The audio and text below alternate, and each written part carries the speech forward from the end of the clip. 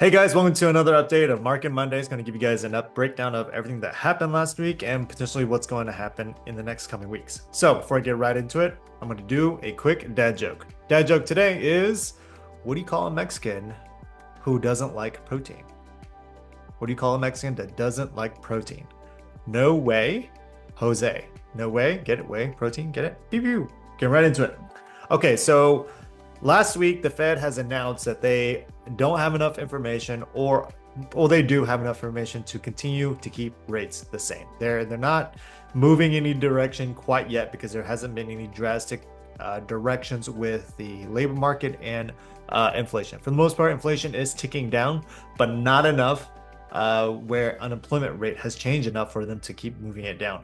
My guess is if they start seeing unemployment rate get hit 4.3 or 4.4, they probably might lower it by at least 25 bips or 25 basis points, 0.25, whatever you want to call it.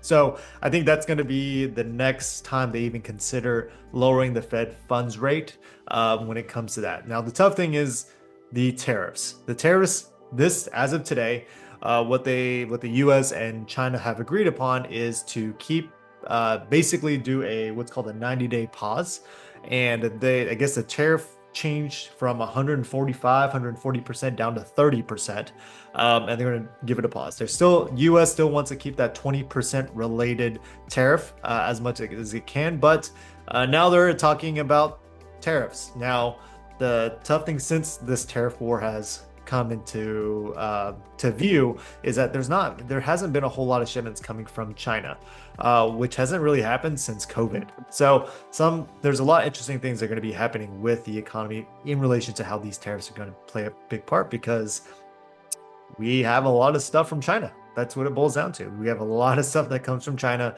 and that's going to have a huge impact on how consumer items are bought, how much they're going to cost, all that. So it's nice to see that they're coming together. They came together in Switzerland and are deciding to do a 90-day pause to further the discussion on what they plan to do in the future. So it's going to be very interesting on what they decide to do. Now, the next thing is the unemployment rate. So the unemployment rate as of 2 weeks ago didn't really change, but the main thing is that really keeps coming up is that those people who have been unemployed have been on unemployment called the continuing claims. They are continuing. They're still having a harder time finding a job. So the average duration of someone being on unemployment is about now 23.2 weeks. Last time this was reported about 22 weeks. Now it's up another week. So that's been a big change since even 6 months ago when it was about 10, 18 weeks. Now it's in the 20s. So that's a long time, guys. So if you really think about it, that's about 5 months. If you really think about it, 5 months, 4 to 5 months of being unemployed on average, which is pretty interesting.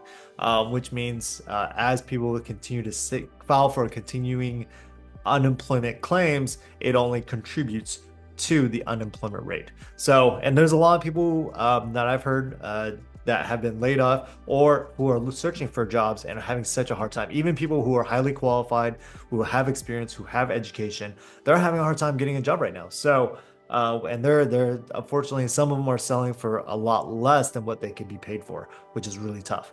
So, but to give you guys an idea of what rates look like right now, for the most part, they're pretty flat. There's really not been a big change in how rates have trended over the last couple weeks, but for the most part, they've kind of just been going in the sideways direction. Yes, you can see kind of small movements up and down, but for the most part, since basically end of April, they've been sideways. We did see this nice peak and nice jump up from rates back in April, but they've been since gone down because of various things. So unemployment, inflation reports coming better. So what's the future coming with inflation reports? So Tuesday and Thursday, tomorrow and Thursday, are two inflation reports, the first two inflation reports for May. Because the numbers are getting lower and lower, the tough thing is that there's not a lot of going to be a big changes in those inflation reports as we get lower and lower into the average. So there's got to be some big moves for it to even get down to the 2% range that we're hoping. But if there, as far as the inflation reports themselves, I probably wouldn't count on them this week when we're trying to figure out if rates should be locked around that time or not. I'd say if the clients are happy with the numbers look right now, then just lock it and don't worry about centering around the inflation reports this month. So we'll see how it goes, but Tuesday and Thursdays are when we will see those inflation reports, and we will subsequently see how rates move on that same day.